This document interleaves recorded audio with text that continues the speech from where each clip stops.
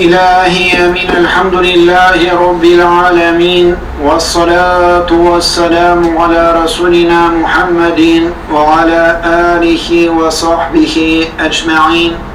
اللهم اجعل القرآن لنا في الدنيا قرينا وفي القبر منسا وفي القيامة شفيعا وعلى صراط نورا وفي الجنات رفيقا ومن النار سترا وحجابا وإلى الخيرات كلها دليلا وإماما. Ya Rabbim, her barşamız tarafından, bizden taraftan okulan cuma namazımızını, kılgan tesbihlarımızını, zikirlerimizni, okulan Kur'an ayetlerin kabul kılsan idi.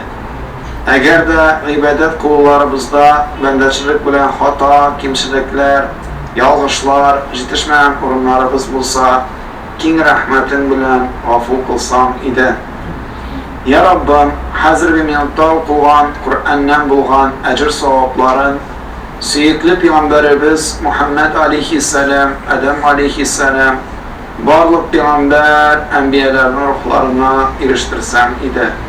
Şuvay bizden devam yatkan, biz huzuruna imam bilen üçgen bulsalar, aziz abi babalarımız, etiyenilerimiz, tuğanlarımız, yakınlarımızın, şuvay mahalle bizden devam yatkan, biz huzuruna imam bilen üçgen bulsalar, Abdullah oğlu Şamil abinin, Lütfurrahman abinin, Nail abinin, Fuat abilerinin, İlkizar abilerinin, Azat abilerinin, hem başkalarının ya Rabbim Allah, ruhların şad kılsan idi, kabirlerin nurlu etsen idi. Ya Rabbim, isen bulganlarımızga imanlı, ibadetli, hayırlı, uzun ömürler birsen idi.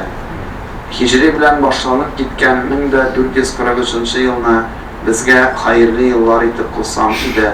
Bu yılın urazaların tutup, hacların kılıp, kurbanların çalıp ütkerirge, izgilik bilen ütkerirge hemme bizge nasip etsen idi. Aşura günlerinde mübarek kılsan idi. Ya Rabbim ilk günleri bizge tinçlik bir, bereket bir, hayır hasretlerden, bela kazalardan emin kıl. Ya Rabbim ağrı bulan Müslüman kardeşlerimizge hayırlı şifalar nasip eyle. Azın hem hayırlı ömür geçirip düz huzuruna da La ilahe illallah Muhammed Resulallah dikkatübahaten nasip etsen idi. Birahmetike ya Erhamer Rahimin. Allah Teala kabul kılsın, Cuma günümüz mübarek olsun. Tamam.